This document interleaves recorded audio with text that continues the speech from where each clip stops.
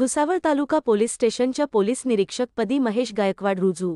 भुसावळ तालुका police स्टेशनचे police निरीक्षक बबनराव जगताप यांची सांगली जिल्हा येथे बदली झाली असल्याने त्यांच्या जागी महेश गायकवाड साहेब यांनी पदभार स्वीकारला आहे।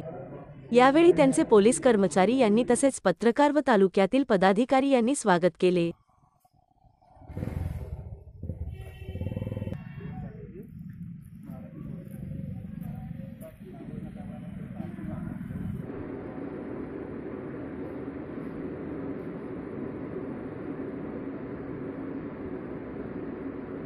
महेश गायकवाड मी भुसावळ तालुका पोलीस स्टेशनचा नव्यानेचा चार्ज घेतलेला आहे।